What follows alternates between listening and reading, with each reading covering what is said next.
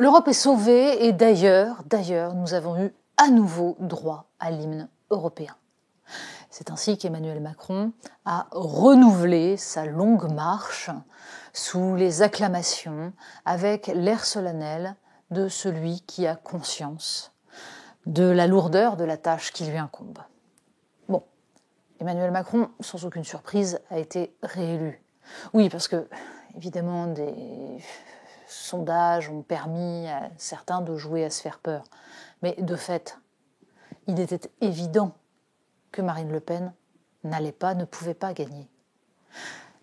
Une majorité de Français a refusé le saut dans le vide qu'impliquait une élection de Marine Le Pen. Une majorité de Français ne veut pas cette prise de risque majeure, ce chaos dont on sait très bien qu'il arriverait si Marine Le Pen était élue. Non pas tant d'ailleurs forcément pour la politique qu'elle mènerait, puisqu'elle ne pourrait pas la mener. Les institutions, la haute administration, tout bloquerait.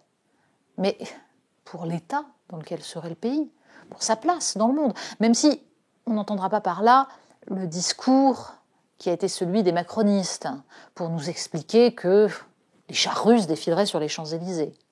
Oui, cet entre-deux-tours a été émaillé de clichés, de caricatures, d'une forme d'hystérie qui raconte où en est la démocratie française.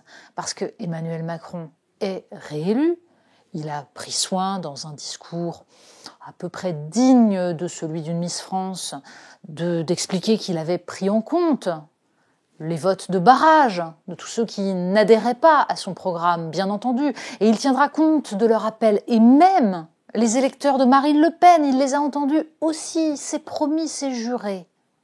Bon, mais ça, c'est le genre de grande déclaration qui tient le soir d'une élection. Car la question qui va se poser à partir de demain est d'abord de savoir quel Emmanuel Macron a été élu. Celui qui promet la retraite à 65 ans ou celui qui ne sait plus très bien.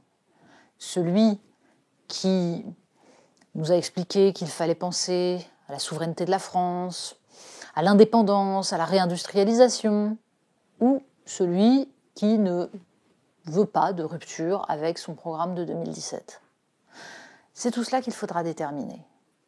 Les Français n'ont pas voulu le saut dans le vide, mais ils ont voulu faire entendre quelque chose.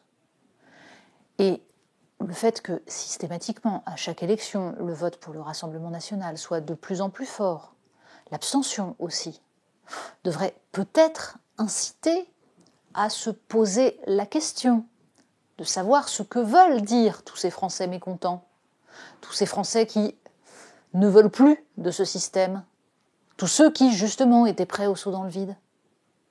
Il y a peut-être quelque chose.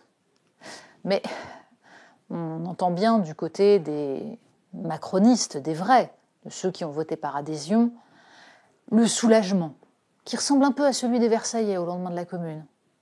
Ouf, enfin tout va rentrer dans l'ordre. Ouf, on va pouvoir continuer comme avant.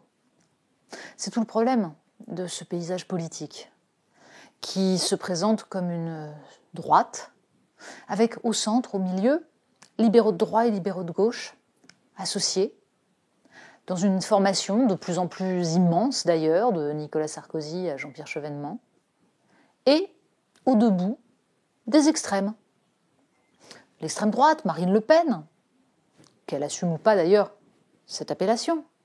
L'extrême gauche, Jean-Luc Mélenchon, qui n'assume pas non plus cette appellation, mais qui a dans son parti, en tout cas, un mélange de gens, dont certains viennent du NPA, dont certains se sont inspirés de cela. Bref, de chaque côté, au debout, des partis dont une majorité de Français ne veut pas et ne voudra pas, pour des raisons idéologiques profondes. Donc, pas d'alternative, pas d'alternance possible. Il n'y a le choix qu'entre l'extrême centre et l'extrême centre. Et c'est bien cela le paysage politique aujourd'hui. Et c'est cela qui explique la réélection d'Emmanuel Macron.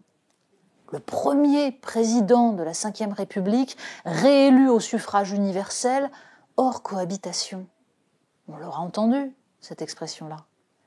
Elle nous raconte simplement que depuis des décennies, la fausse alternance entre UMP et PS ne proposait pas une véritable alternative. Et qu'il n'y a toujours pas, qu'il y a encore moins d'alternatives. Sauf qu'à un moment donné, ça ne tiendra plus, parce qu'il n'y a pas de démocratie sans alternative, sans possibilité d'autre chose. Or, c'est bien cela que le paysage actuel empêche. Et si Emmanuel Macron est réélu facilement, largement, en revanche, il va falloir écouter tout cela, comprendre la crise politique, la crise démocratique, la crise culturelle que traverse la France. Parce que sinon, le chaos qui a été évité là arrivera sous une autre forme, à un moment donné, pendant ce quinquennat.